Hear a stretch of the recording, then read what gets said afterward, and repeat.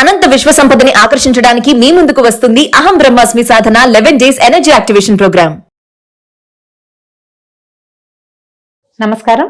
July 25వ తారీఖు నుంచి శ్రావణ మాసం మొదలవుతోంది. అయితే మొదటి రోజు శుక్రవారం నాడు వచ్చింది.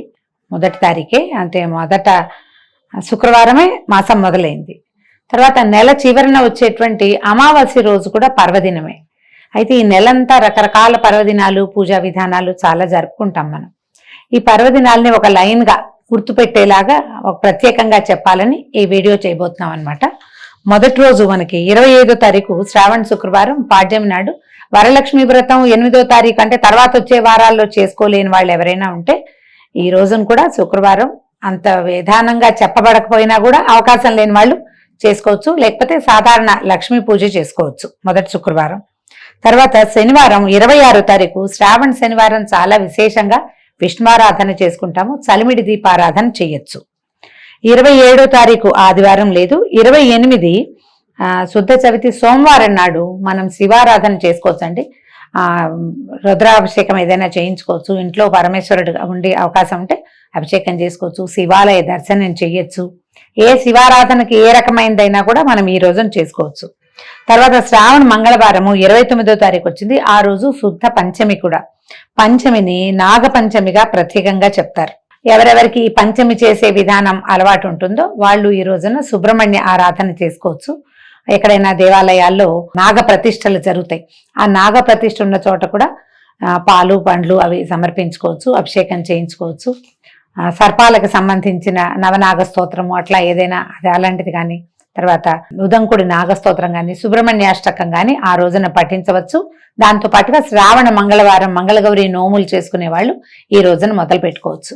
దీంతో పాటుగా మనం మామూలు వాళ్ళందరూ కూడా, మనకు పంచమి లేదు, మంగళగౌరి నోములు లేవు, అయినా కూడా ఇది పర్వదినం కాబట్టి ఈ రోజున గౌరీ ఆరాధన చాలా విశేషమైన ఫలితాన్ని ఇస్తుంది.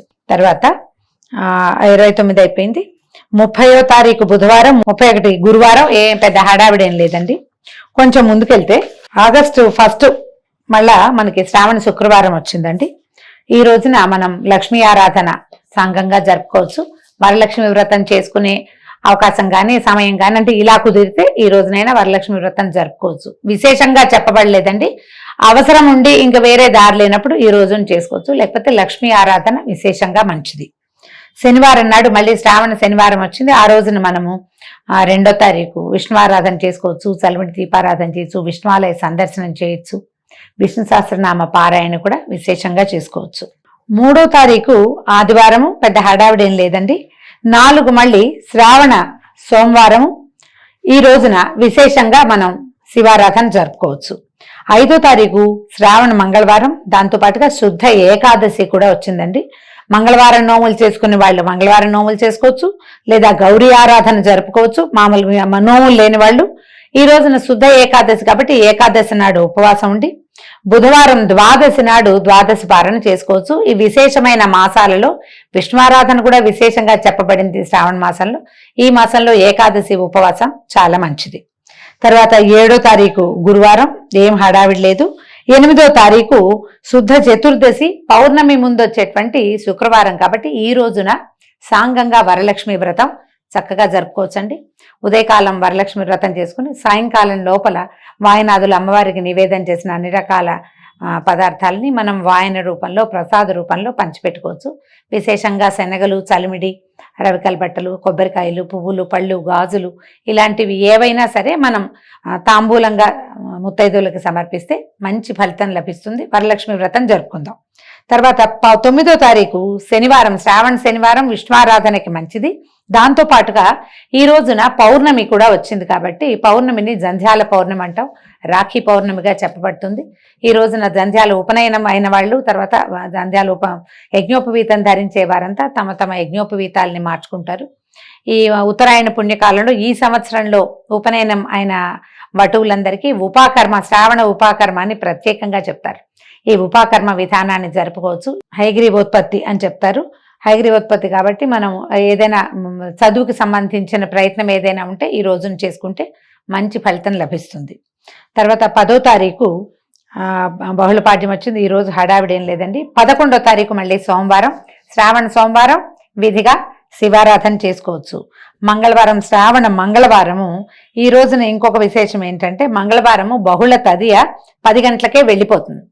మంగళగౌరి వ్రత విధానం జరుపుకునే వాళ్ళు అది జరుపుకోవటం, సాధారణంగా చేసుకునే వాళ్ళంతా గౌరీ ఆరాధన చేసుకోవచ్చు. దీంతో పాటు ఈ రోజున సంకటహార చతుర్థిని కూడా విశేషంగా జరుపుకుంటారండి. ఈ సంకటహార చతుర్థి చేసుకునే వాళ్ళు 12వ తారీఖు రౌండప్ చేసి పెట్టుకుంటే ఆ రోజున మనం సంకటహార చతుర్థి కూడా విధిగా జరుపుకోవచ్చు.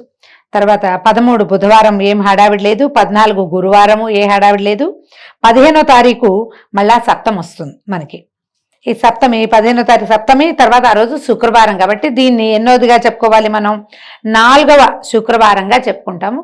ముందు వారాలలో లక్ష్మీ ఆరాధన కుదరకపోయినా లేదా ముందు వారం వరలక్ష్మి వ్రతం మనం చేసుకోలేకపోయినా ఈ రోజున వరలక్ష్మి వ్రతాన్ని కూడా జరుపుకోవచ్చు.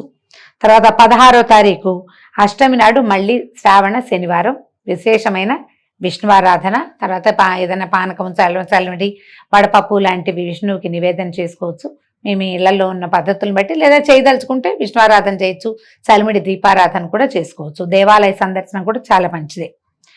17వ తారీఖు ఆదివారము, ఆ రోజు హడావిడేం లేదు.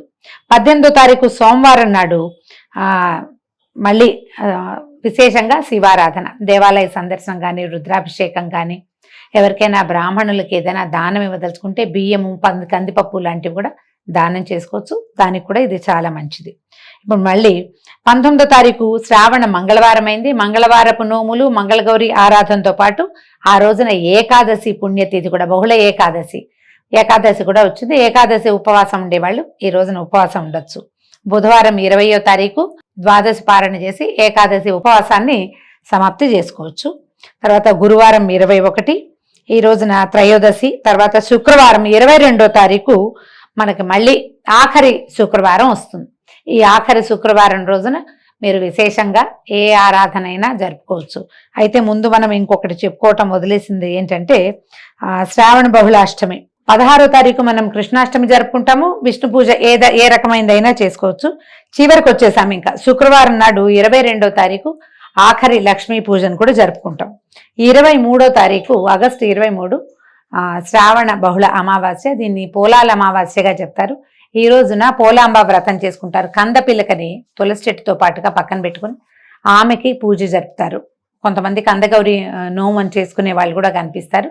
సాధారణులందరూ కూడా ఈ రోజున పోలాల అమావాస్య రోజున విశేషంగా సంతానం కోసం పోలాలమ్మ తల్లిని అర్చించడం కనపడుతుంది. పనసబుట్టలు అవి కుట్టి అమ్మవారికి నివేదన చేస్తారు. దీంతో మనం ఈ శ్రావణ మాసంలో ఉన్నటువంటి అన్ని పర్వదినాలని విశేషంగా ఆరాధనలతోటి పరిసమాప్తి చేసుకోవచ్చు.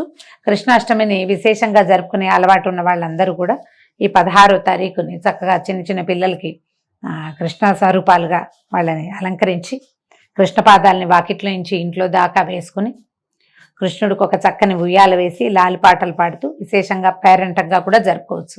ఈ మంగళవారాలు, శుక్రవారాలు, తర్వాత ఈ ఉన్న మిగిలిన పర్వదినాల్లో కూడా విశేషంగా వాయన దానాలు, తాంబూలాదులు కనుక ఇచ్చుకుంటే మంచిది. సంతాన సౌభాగ్యాలకి మంచి ఫలితం లభిస్తుంది. అంటే సంతానం వృద్ధి అవుతుంది, సౌభాగ్యం వృద్ధి అవుతుంది. మనకి మానవ సంబంధాలు కూడా సమృద్ధిగా అంటే వృద్ధి అవుతాయి, ముందుకెళ్తాయి సరైన విధానంలో. కాబట్టి ఈ నెల రోజుల పర్వదినాలని ఒక పండుగలాగా ఆనందంగా, కోలాహలంగా, గొడవలు, కొట్లాటలు, ఇబ్బందులు లేకుండా ముందుకు తీసుకెళ్దాం. నమస్కారం.